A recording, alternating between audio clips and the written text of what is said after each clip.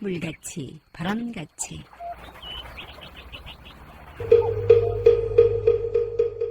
이 세상의 모든 분들이 다 부처님처럼 깨달음을 얻게 하시어 늘 평안하고 행복하게 하소서. 부처님의 큰 광명과 수행으로 모든 업장 소멸하고 무량한 지혜를 얻어서 자신을 제도하고 널리 모든 분들을 제도하게 하소서. 이 세상 다하는 날까지 바르고 선한 일 행하여 부처님의 큰 은혜에 보답하오며 끝내 일체의 뜻을 이루어 온 세상 행복한 정토 세계를 이루게 하소서.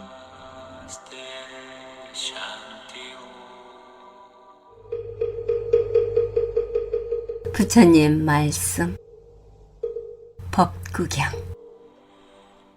현명한 사람은 어디서나 집착을 버리고 쾌락을 찾아 헛수고를 하지 않는다.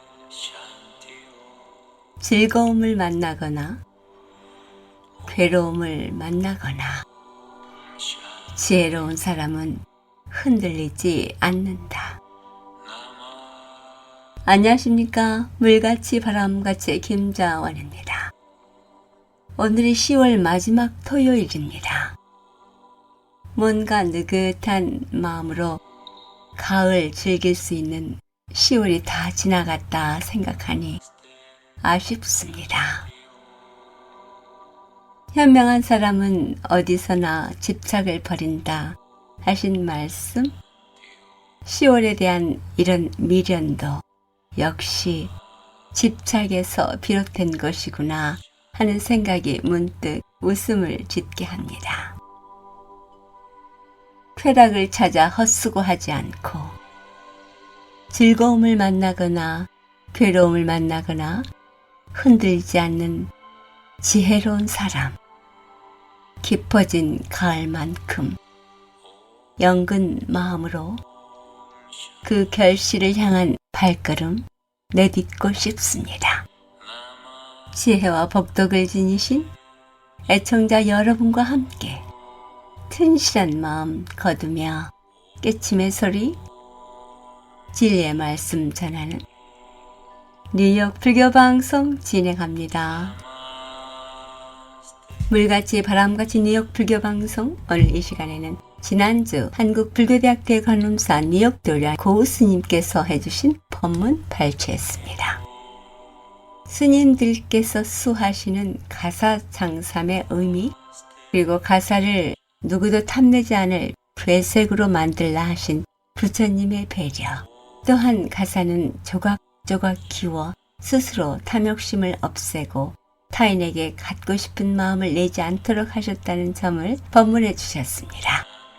일제강점기에 우리 불교 전통을 말살한 고난과 어려움을 다 이겨내시고 우리 불교의 전통을 원래 그대로 살려내신 성철 큰 스님, 청담 큰 스님, 그리고 자원 큰 스님들의 업적도 들려주십니다.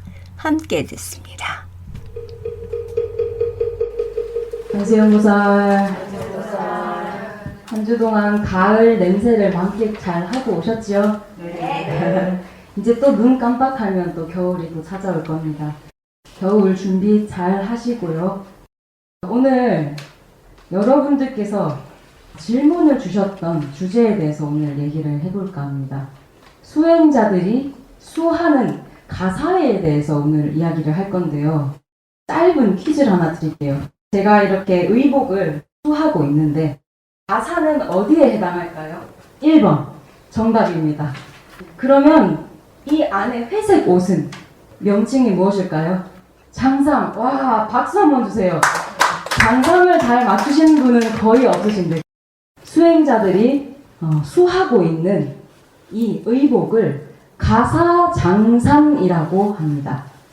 근데 우리가 가사장삼을 입는다라는 표현을 안 해요. 수한다. 수는 받을 숫자입니다. 부처님 법을 받아 입는다.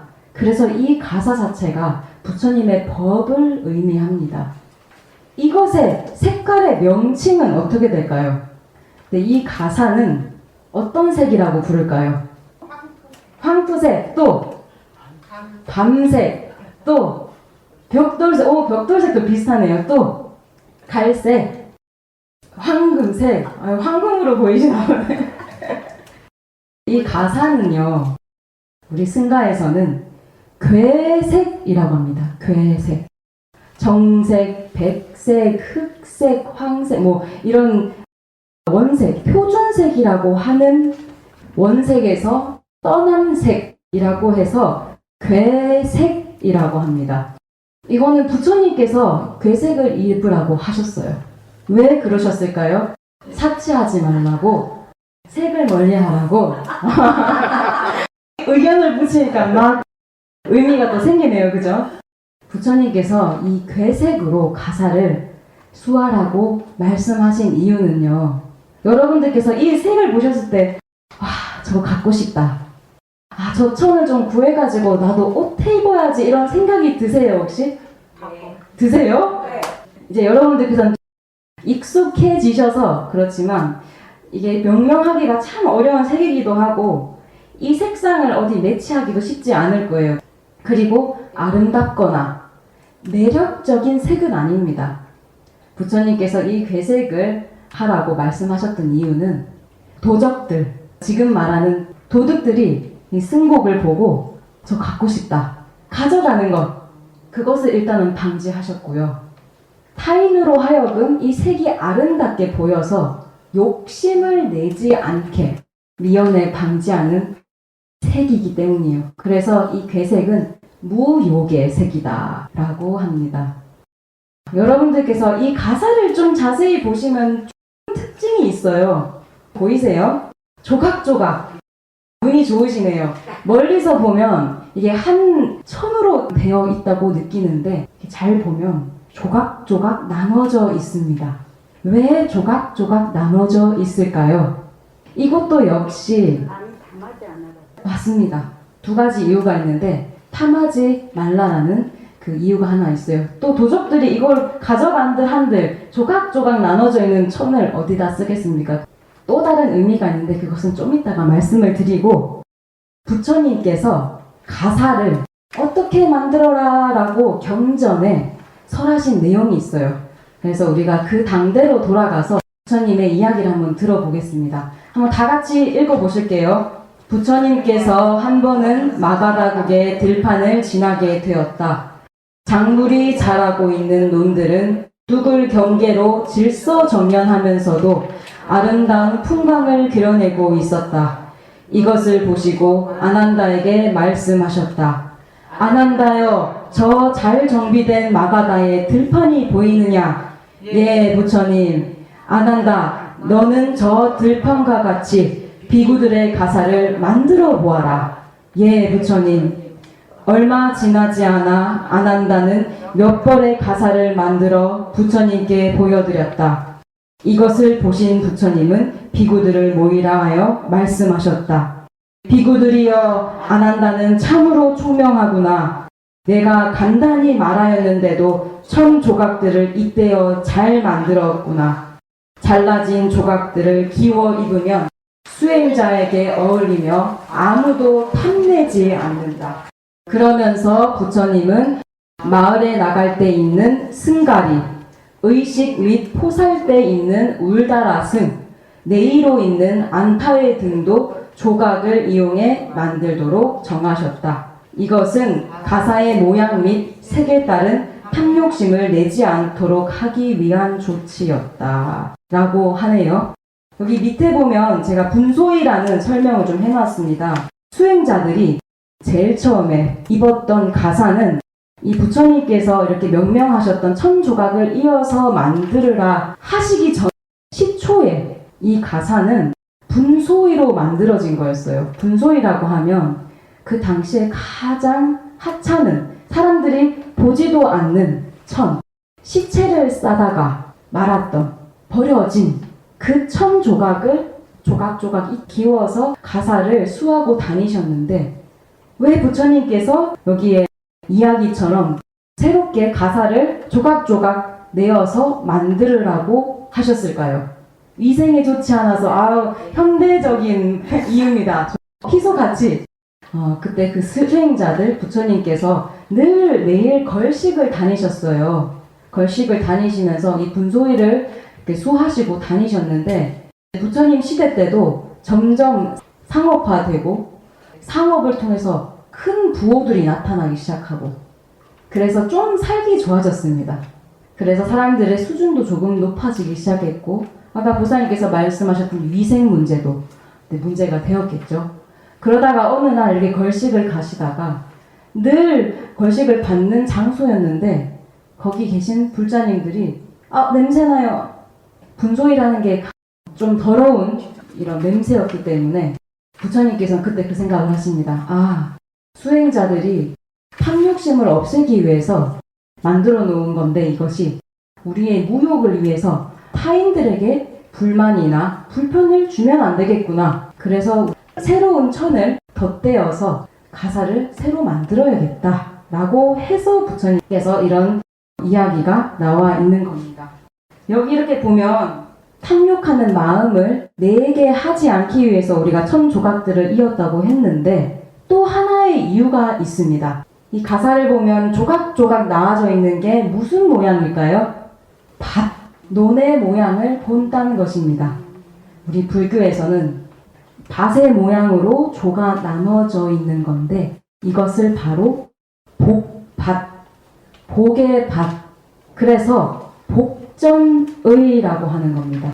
부처님의 말씀이 깃들어진 가사인데 이 가사를 입으신 수행자들이 사람들의 복밭이 된다. 복을 지을 수 있는 매개체가 된다. 그래서 그 복을 받으신 분들이 또 다른 복밭을 이룰 수 있도록 하는 이것이 바로 복전의. 그래서 이렇게 밭으로 나눠져 있는 겁니다. 제 가사가 괴색이라고 말씀을 드렸는데 원래부터 꾸준하게 괴색을 사용할 수 있었던 것은 아니에요. 우리가 일제강점기가 되면서 외색화되고 있었죠. 그리고 일본의 외압에 의해서 문화 청소가 시작되었습니다. 그래서 우리가 원래 가지고 있던 승풍, 스님들의 계율부터 해서 수행의 모습, 그리고 생활 양식, 의복까지 일본식을 따라 해야만 했어요. 그래서 스님들이 그 당시의 사진들을 보면 중구난방이에요. 통일이 되지 않았어요. 그 당시에 그 외압을 못 이기시고 강제로 탈종을 하시고 일본의 스님이 되셨던 한국 스님들도 많으셨었거든요. 근데 그 어려움을 다 견뎌내시고 남으신 스님들, 성철 큰 스님, 그리고 청담 큰 스님, 이 두 분께서 필두로 일제강점기가 끝나자마자 봉암사 결사라는 것을 시작하시게 됩니다. 봉암사 결사의 가장 중요한 목적은 우리가 외색화된 이 문화, 우리 승풍을 바로 잡아야 한다. 원래대로 복구하자 해가지고 시작된 것이 우리 계율부터 해서 청규부터 해서 스님들의 의복까지 온전하게 원래대로 복구하는 시간을 갖게 됩니다. 자운 큰 스님이라고 들어보셨습니까? 유명하시고 아주 큰 스님이신데요. 큰 스님께서는 스님들의 계율부터 해가지고 법계까지 그리고 스님들의 승풍, 그 다음 전통 의복까지 모조리 아주 샅샅하게 알고 계시는 분이셨어요. 그래서 그 분께서 부처님이 말씀하셨던 이 괴색을 찾기 위해서 가마솥에서 그 염색 색을 내기 위해서 정말 많은 시간을 공을 들여서 연구 끝에 괴색, 부처님 말씀하셨던 그 괴색을 찾아내십니다. 그래서 그 당시에 워낙에 색을 많이 만지시다 보니까 손이 괴색으로 변하셨다고 해요. 그 정도로 그렇게 노력을 하셔서 스님들이 수하고 있는 이 괴색이 탄생한 것입니다. 이 괴색은 오리나무 그리고 수옥이라는 열매로 만들어진다고 해요. 지금까지 법문의 고 스님이었습니다. 156과 35에베뉴 플러싱의 한국불교대학대 관음사 뉴욕 도량에서는 매주 일요일 11시 정기 법회가 있으며 법문이 있습니다. 불교에 관한 궁금증이나 부처님 진리 알고 싶으신 분, 고 스님께 문의하시기 바랍니다. 전화 646-770-7773입니다. 물같이 바람같이 뉴욕 불교방송은 부처님 말씀을 나누는 법당입니다. 전파에 실려 여러분께 다가가는 법문은 진리를 우주 법계에 울려 퍼지게 하는 일이지요. 부처님 법을 알리는 공덕은 금은 보화를 산더미만큼 보시하는 것보다 더 크다고 하셨습니다. 그만큼 진리는 물질적 한계를 넘어선 일인 것이지요. 불교 포교는 곧 이 세상에 행복과 안락 그리고 평화를 선물하는 것과 같습니다. 이러한 일은 어느 개인의 일이 아닙니다. 우리 모두가 해야 할 공덕이지요. 불교방송 후원회원이 되실 따뜻한 마음 기다립니다. 전화 347-512-8097로 해주시기 바랍니다. 지난주 불교방송 후원금 보내주신 광운거사님 진심으로 고맙습니다. 물같이 바람같은 뉴욕 불교방송은 여러분들의 후원과 격려로 진행됩니다. 후원해주신 여러분 진심으로 고맙습니다. 물같이 바람같이 뉴욕 불교방송, 지금 이 시간에는 지난주에 이은 윤성식 교수님의 법문, 부처님께서는 왜 우리에게 많은 돈을 벌어라 하셨는지 궁금하시죠? 함께 듣습니다. 제가 미국서, 저도 이제 경영학과에서 교수를 했기 때문에 그런 생각을 많이 했습니다. 이건 대기업 돈 벌어주는 공부지 일반 사람들의 경제 생활에 도움이 되는 건 아니구나. 경제학 과목도 마찬가지예요. 경제학 경영학 과목은 나라 살림살이나 기업의 돈벌이에 관련된 것이지 개인의 경제 생활에 도움이 되는 그런 내용하고는 조금 거리가 멉니다. 물론 응용해서 할 수 있지만 보통 사람은 그게 안 되지요. 둘째 요인, 돈을 버는 둘째 요인은 근면. 저 늙은 부부가 젊었을 때 건강한 몸으로 부지런히 재물을 구하였더라면 슈라바스티 성에서 첫째가는 부자 장자가 되었을 것이요. 근면을 반복해서 강조하고 계십니다. 우리 불교에서 수행도 그렇죠. 정진, 용맹정진도 있고 돈 버는 것도 마찬가지입니다. 부처님은 꿀벌 비유를 많이 하시거든요. 저렇게 벌처럼 아침부터 저녁까지 일을 하니 부자가 되지 않을 수가 없다. 그런 말씀을 반복해서 하고 계십니다. 슈라바스티 성은 당시에 제일 큰 도시였습니다. 서라벌이 슈라바스티를 음사한 우리 신라의 수도 서라벌은 슈라바스티를 꿈꾼 불교 국가를 꿈꿨죠. 신라가. 수행은 정진, 경제생활은 근면. 근면은 이게 자리이타로서의 측면이 있는 게 근면함으로써 나한테도 이익이지만 오늘날의 근면은 남한테도 굉장한 이익입니다. 왜냐하면은 결국 내가 근면하지 않으면 사회가 나를 책임져주는 정치 시스템으로 가고 있거든요. 근면한 사람들이 게으른 사람을 먹여 살리는 시스템으로 정치가 가고 있기 때문에 이건 남한테도 근면은 도움이 되는 중요한 겁니다. 근면은 성공의 기회를 잡을 확률을 높여준다. 근면한다고 모두 부자가 되는 건 아닙니다. 그러나 제가 이렇게 부자들 보면요, 정말 게으른 사람은 거의 없던데요. 여튼 저는 못 봤습니다. 뭐 있을지도 모르겠지만 자수성가한 부자는 반드시 근면한 사람이다. 저는 그렇게 봅니다. 물론 근면하다고 모두 부자가 되는 건 아닙니다.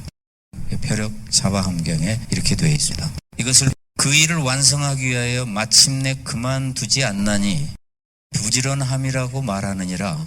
네. 그래서 부처님이 말씀하신 근면은 무조건 일하는 것보다는 완성, 완결, 그 의미가 있습니다. 이게 굉장히 의미 있는 겁니다. 제가 이 구절을 꼭 소개해야 되겠다고 넣은 이유는 그냥 무조건 열심히 일하는 게 아니고 성공하는 것, 마무리 짓는 게 불교의 근면입니다.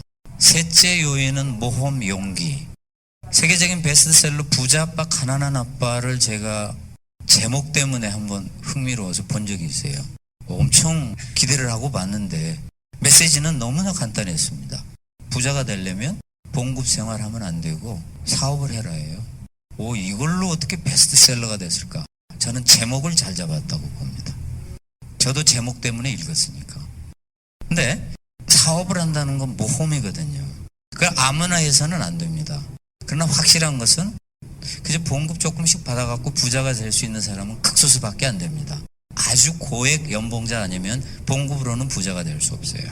그러려면 우리에게는 중요한 결심을 해야 되는데, 어떤 사람에게는 사업이 용기를 내는 모험이지만 어떤 사람에게는 그게 도박이 될 수가 있습니다. 근데 부처님은 농업 이외에, 농업은 그래도 안정된 거지요. 상업, 위험 부담 크지요. 봉급 생활하다가 집어치우고 장사한다, 성공하는 확률이 매우 낮습니다. 목축, 부동산 임대업, 셋집 놓아서 돈 받기, 금융업, 돈 빌려주고 이자를 받아라, 이렇게 말씀하고 계십니다. 여튼 이런 일들은 다 위험이 따릅니다. 돈 빌려주고 안 갚아버리면 날리는 거지요. 굉장히 위험한 것들입니다. 그러나 이렇게 해야만 돈을 벌 수 있거든요. 현실은 이겁니다. 이걸 할 것인가 말 것인가, 그건 자기에게 달려 있습니다. 나는 어떤 사람인가? 고위험은 고수익. 이건 이제 우리가 위험 프리미엄이라고 부르죠. 부처님은 도박의 위험성을 경고하고 계시거든요. 도박은 나쁘다, 반복적으로 이야기하고 계십니다. 그래서 사업이 누구에게는 모험이다, 그러면 그건 해도 됩니다. 근데 어떤 사람에게는 도박이다 하면 안 되지요. 자, 세 가지 요인을 말씀을 하셨거든요. 인과 연. 아까 말씀드린 대로 부자가 되려면 신념의 마력처럼 신념만 가지고 있어도 안 돼요. 시크릿이란 책 혹시 읽어보셨는지요? 그냥 간절히 소망하면 이루어진다 해요. 세상에 게으른 사람한테 딱 맞죠. 왜 게으른 사람도 소망은 얼마든지 에너지 소비하지 않고 소망할 수 있습니다. 그 책에 보면 그런 구절이 나와요. 어느 날 간절히 소망했더니 계약을 했으면 하는 사람이 연락이 와요. 계약하자고. 세상에 이건 뭐 무당 같은 거 아닙니까? 어떻게 이런 책이 베스트셀러가 됐는가? 인간의 게으른 마음을 직시한 겁니다. 공짜로 먹고 싶은 마음. 쉽게 부자가 될 수 없을까? 뭐 이런 거. 불교는 그런 거 안 믿어요. 수많은 인과 연이 만나야 된다. 근데 그 수많은 인 중에 세 가지는 말씀하셨습니다. 요인. 근데 한 가지 연. 행운이라는 우리가 말할 수 없는 단어로 표현을 하죠. 행운이다. 우리가 세상 일을 잘 알 수 없을 때 우리는 그냥 그 운수소관이라고 그냥 한마디로 표현을 합니다. 이 행운, 본생경에 보면 재주가 있는 자라고 할지라도 행운이 없는 자는 재물을 모을 수 없다. 정말 현실을 직시하고 계신 말씀입니다. 제가 젊었을 때 누가 저한테 부자가 되는데 행운이 차지하는 요소가 얼마일까 했으면 아마 30-40% 그랬을 겁니다. 지금은요 60 내지 70%가 행운이라고 봅니다. 제가 볼 때 제 주변에 사업하는 사람들 부지런하고 재주도 있고 인간관계 좋고 정말 뭐든지 할 자세가 돼 있는 사람인데 그중에 극소수만 돈을 벌어요. 그건 행운입니다. 지금까지 제가 살아온 것을 보면 그 어떤 것 하나 제 계획대로 된 게 없어요.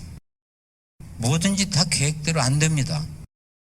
예상하지 못한 변수가 나타나가지고 딴 데로 가고 어떨 때는 잘 풀리고 어떨 때는 못 풀리고 정말 알 수 없구나. 그래서 우리는 그걸 행운이라는 단어로 이야기를 하고 우리가 법당에 와서 기도하는 것도 아마 이 행운 달라고. 제가 옛날에는 기복신앙에 대해서 별로 그렇게 좋은 생각을 안 가졌는데 요즘은 기복신앙 그게 왜 나쁠까?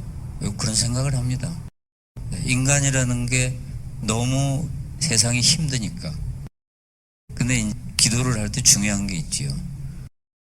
그걸 우리 수행으로 삼아야지 효과가 있는데 그걸 그냥 수행이 빠진 채로 하면 아무것도 아니죠. 연불도 마찬가지입니다. 우리가 연불선을 하는데 그냥 수행이 아니고 하면 중얼거리는 것밖에 안 돼요.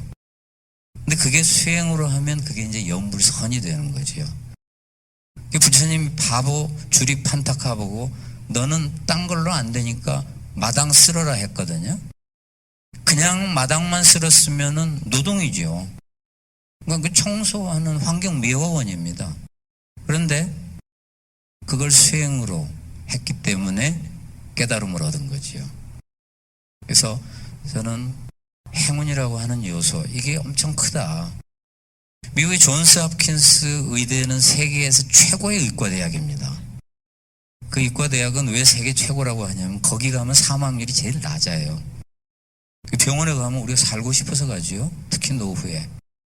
세계적인 부자들이 꿈꾸는 병원이 존스 홉킨스 의대 병원입니다. 그 의사들이 암 환자들을 조사했습니다. 암도 이게 혹시 행운의 요소가 있나? 근데 뜻밖에도 암이라는 게 DNA에 무작위로 오류가 생기는 거예요. 행운이 개입한다는 겁니다. 그래서 나는 음식도 조심하고 생활 습관도 엄청 모범적으로 살고 담배도 안 피우고 술도 안 먹고 그런데도 암에 걸릴 수 있다는 겁니다. 물론 그 논문은 마지막에 그렇다고 해서 여러분이 음식도 조심하지 않고 생활 습관도 엉망으로 가지라는 건 아니다. 이렇게 말은 하고 있지만 우리가 그렇게 살아도 행운의 요소는 분명히 개입한다. 이 세상에 뭐 하나 예측할 수 있는 게 없어요. 모든 게 다 불확실성의 사회이고 우리 불교에서 말하는 것처럼 오직 모를 뿐입니다. 그래서 암이라는 것도 내가 그렇게 열심히 모범적으로 살아도 올 수 있다는 것, 이를 우리가 알고 살아야지요. 지금까지 법문의 윤성식 교수님이었습니다. 오늘 못다 들려드린 법문 다음 주에 이어집니다. 불교방송 후원업체입니다.